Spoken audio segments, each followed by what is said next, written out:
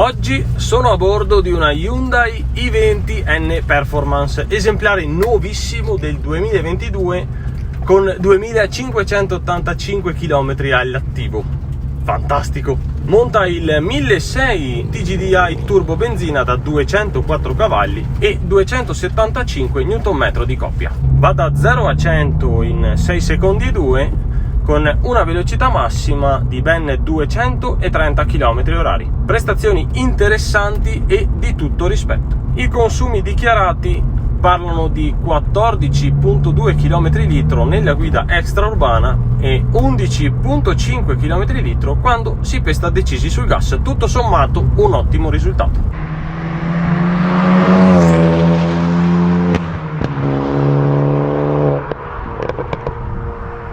Il 1600 Turbo, unica motorizzazione a listino, sa offrire attimi di pura goduria. L'allungo è ottimo e riesce a spingere anche oltre i 4000 giri. Tuttavia rimane un po' ingessato ai bassi regimi. Nel misto stretto non è super reattiva come mi sarei aspettato, complice un turbolag non indifferente. Considerato questo, e una volta capita l'erogazione del turbocompressore Garrett, non si tira mai indietro offrendo performance di alto livello al pari di auto ben più romanzate. È equipaggiata con un cambio manuale a 6 rapporti leggermente lunghi per il propulsore al quale sono abbinati. Come dicevo poc'anzi, la fanno soffrire nella parte bassa del contagiri, sarei curioso di provarla dopo una cura vitaminizzante. Come ogni piccola city car, perché di questo si parla, gode della trazione anteriore con differenziali LSD a slittamento limitato. Grazie al peso contenuto e viva Dio, l'inserimento in curva è ottimo. Non allarga mai causa sottosterzo, è molto rigida. Nei cambi di direzione rapidi si percepisce pure il sollevamento della posteriore interna alla curva. Che figata!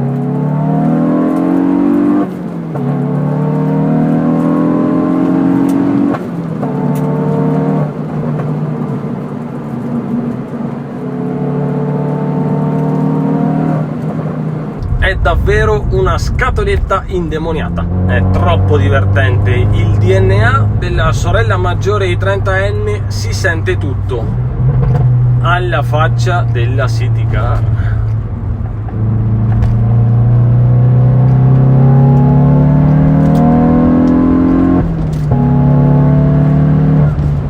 Il cambio è burro, mamma mia. Oppure questa però.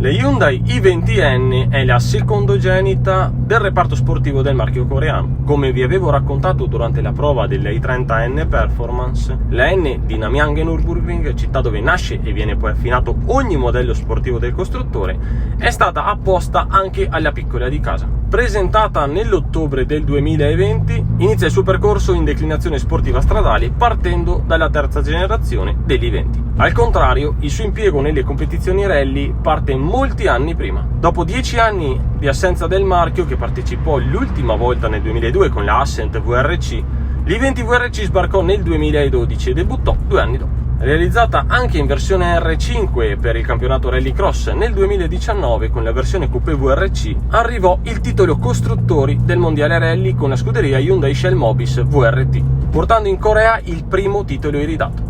Ad oggi ci sono ben 4 vetture schierate nel VRC, equipaggiate con lo stesso 1600 Turbo sotto il cofano di queste i20N, rivisto però con un sistema ibrido da 100 kW, con regime massimo a 12.000 giri al minuto, per una potenza combinata di 514 cavalli.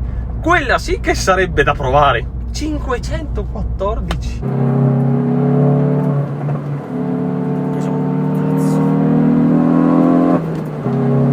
Pesa veramente poco e finalmente Gesù.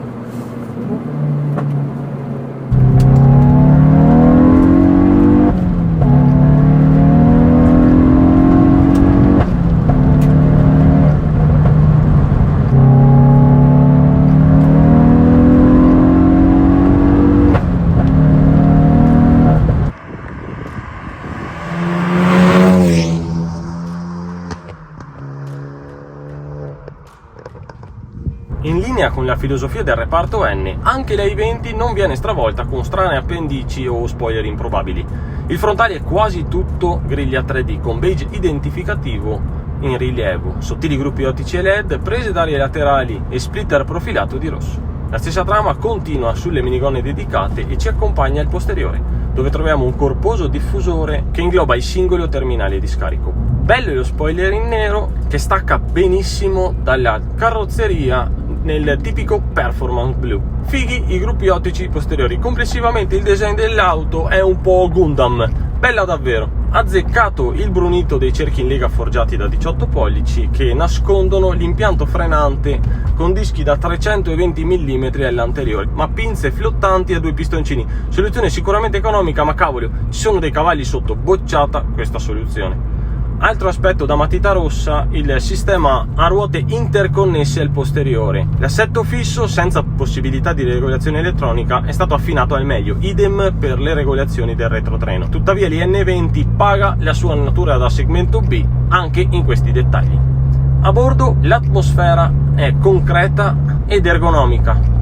I materiali sono di buona qualità, molto belli i sedili sportivi con poggiatesta allungato integrato, ottime le finiture che riprendono il performance blu esterno ed anche la disposizione di cockpit e tunnel centrale. Lo schermo da 10.25 pollici offre un ricco menu con ogni parametro desiderabile, oltre a tutte le tecnologie di ultima generazione, dall'Apple CarPlay alla radio DAB. Immancabile il tastino N sul volante per scegliere le 5 modalità di guida, Eco, Normal e Sport fino ad N ed N Custom, oltre al tasto rosso Rev per l'inserimento della doppietta automatica.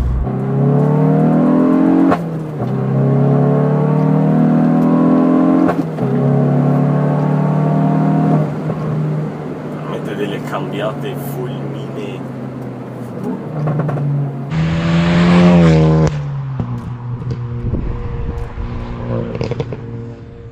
Il listino non offre molte soluzioni, con 5 colorazioni e poco altro da poter scegliere. 29.950 euro aggiornato al 2023. Cifra impegnativa vista la tipologia di vettura. Mi dispiace fare sempre il fratello maggiore della situazione, ma spendere così tanto mi sembra imprudente. Il mercato dell'usato offre poco visto quanto è nuova, ma le prime in vendita con 7-10.000 km all'attivo costano già 20.000 euro. Direi un prezzo più giusto. Se diamo uno sguardo alla concorrenza, troviamo nella Ford Fiesta ST la principale avversaria. Ha un assetto altrettanto permissivo e bilanciato, un differenziale più incisivo e un 3 cilindri che spinge tanto, forse anche di più di questo 1600. Si va semplicemente a gusti, mi sono sentito bene a bordo di entrambe. Qui troviamo un sound ottimo, mentre la Fiesta va stappata obbligatoriamente. Ecco, forse questo può controbilanciare la sfida tra le due, ma sono davvero lì.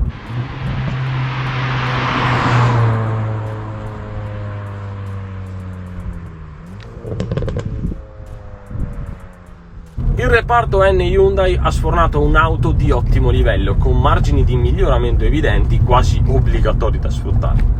È originale e diversa dal solito, punto assolutamente a suo favore, ed ha un carattere che una volta compreso sa farsi apprezzare, dando del filo da torcere anche a sportive più potenti. Mi ha dato ottime sensazioni di guida nonostante sia sceso poco fa dall'i30N Stage 2. Il che è tutto un dire. Il reparto N merita elogi ed attenzione. Nonostante i tempi siano duri per auto come queste, Hyundai sembra il marchio a cui rivolgersi per divertirsi.